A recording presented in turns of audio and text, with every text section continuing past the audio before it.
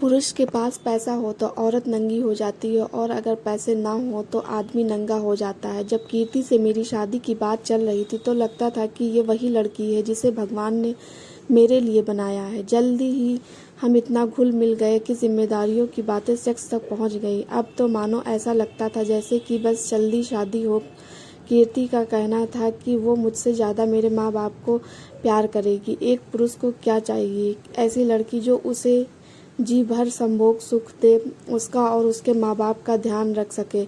हमारी शादी होती और हमारे बीच सब अच्छा चलता है। शादी के बाद ही पता चला कि जिस चीज़ को करने की आदमी को इतनी जल्दी होती है, उससे कहीं ज़्यादा तड़प एक औरत में होती है। मुझे भी कीर्ति पर इतना प्यार आता था कि मन करता था कि उसकी हर ख्वाहिश पूरी करूं, और मैं प्रयास भी करता था। लेकिन समय के साथ जिम्मेदारी बढ़ी और मैंने कीर्ति को बोला कि हम दोनों को जीवन साथ काटना है, इसलिए खर्चे पर थोड़ा ध्यान देना होगा।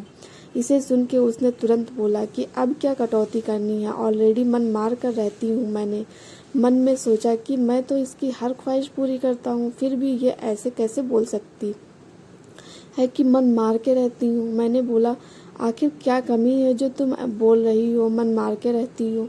उसने मुझे गिनाया कि मैं भी बड़ी गाड़ी में घूमना चाहती हूँ। मैं भी चाहती हूँ कि साल में कम से कम 4-5 ट्रिप करूँ। मैं भी चाहती हूँ कि मेरा घर सजा रहे, मैं मेकअप के सामान ब्रांडेड इस्तेमाल करूँ। मैंने बोला, खुद ही 3,000 की लिपस्टिक लगाती हो, 5,000 का पाउडर, और क्या चाहिए? जवाब में उसने ऐसी बात बोली मानो एहसान गिना रही हो कि जिस किसी चीज़ की डिमांड नहीं करती है। और मुझे खुद पर आत्मग्लानि होने लगी कि मेरी पत्नी की ख्वाहिश में पूरा नहीं कर पा रहा। मैंने दोबारा बात नहीं की इस बारे में और साइड में भी 2-3 काम करना शुरू किया जिससे एडिशनल अर्निंग हो जाए। तभी उसका बर्थडे आने वाला था। उसने एक ड्रेस पसंद की थी दुकान पर जिसकी कीमत 12,000 थी।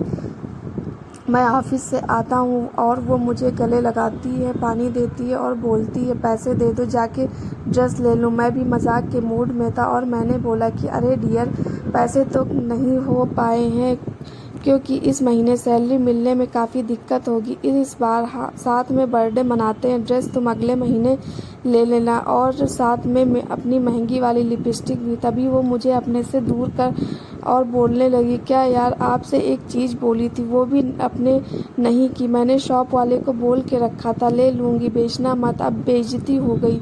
तुरंत मैं बोला कि अरे इसमें बेइज्जती कैसी, शॉप है, बिक जाए तो फिर बोले का मंगा लेना। अच्छा मंगा लूँगी। और जो मैंने अपने फ्रेंड्स को बोला है कि मैं बर्थडे में वही ड्रेस पहनूंगी, उसका क्या ये मेरी बेइज्जती नहीं है? इस बात पर मैंने बोला, तो क्या मैं चोरी करने जाऊं? अगर ऑफिस में लेट हो रहा है तो मेरी क्या गलती है? उसने तुरंत बोला, यार तुम्हारा हर बार का नाटक यही है। एक तो मैं कभी कुछ मांगती नहीं हूँ और मांग रही हूँ तो तुम ऐसी बात कर रहे हो। हट जाओ, मुझसे बात मत करना। और पूरी शाम उसने मुझसे बात नहीं की। रात में भी ठीक से खाना चली गई। मैं भी सोने वाला था और उसे 12,000 रुपये ड्रेस और 10,000 पार्टी के दिए। पैसे देखते ही उसने मुझे बोला कि अरे बाबू, जब पैसे लाए थे तो बताया क्यों नहीं? और गले लगाकर सॉरी बोलने लगी और बोला, न जाने क्या क्या बोल दिया आपको बाबू, मैंने कुछ बोल नहीं। सो गया। अगले दिन सुबह उठते ही उसने मुझे सारी बोला और करीब आके सेक्स करने की कोशिश की, पर इस बार मेरा अंदर से मन भी नहीं था। मैंने उसे मना कर दिया। ऑफिस जाते टाइम उसने मुझसे बोला, गलती हो गई, माफ़ कर दो। मैंने बोला, गलती तुमसे नहीं हुई है, मुझसे हुई है। तुम मुझसे प्यार करती ही नहीं, तुम्हें बस मेरे पैसे से प्यार है। और मैं ऑफिस आ गया और सोचने लगा कि आजकल लड़कियां ऐसी हैं कि अगर मेरे पास पैसा है तो वो मेरे लिए नंगी हो जाएंगी और अगर मेरे पास पैसे नहीं है तो मुझे नंगा कर देंगी। शाम को घर आया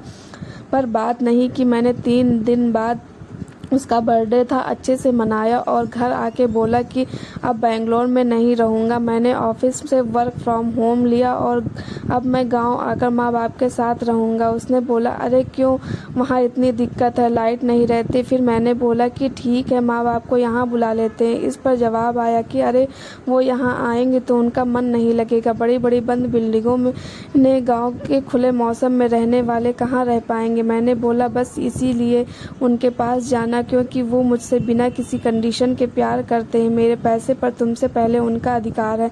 ऐसा बोल के मैंने सामान पैक किया और बोला, चलना है तो चलो, यहाँ रहना है तो यहाँ रहो। उसने चलने को मना कर दिया। मैंने भी उसे वहीं छोड़ के घर आ गया। घर आके पापा और माँ को बात बताई तो उन्होंने मुझे ही गलत समझा, पर मैं सच्चाई जानता था। उसे बुलाया पर वो नहीं आई। कुछ दिन में पैसे भेजता था, लेकिन 4 महीने बाद जब उसने एक बार ये भी बोला कि उसे भी साथ आके रहना है, तो मैंने भी पैसे देने बंद कर दिए। जैसे ही पैसे बंद हुए, उसका असली चेहरा सामने आया। उसने मेरे ऊपर ही केस कर दी। शादी के बाद भी पत्नी की शारीरिक सुख देने में समर्थ नहीं हूँ, इसलिए उसे तलाक चाहिए और बदले में हर महीने एक फिक्स धनराशि। कोर्ट में जब मैंने अपनी बात रखी कि ये मुझसे नहीं, सिर्फ मेरे पैसे से प्यार करती थी और ये मेरे माँ बाप के साथ नहीं रहना चाहती थी, तो पता चला ऐसा तो कोई कानून ही नहीं है जिस लड़की माँ बाप की सेवा करना ज़रूरी हो।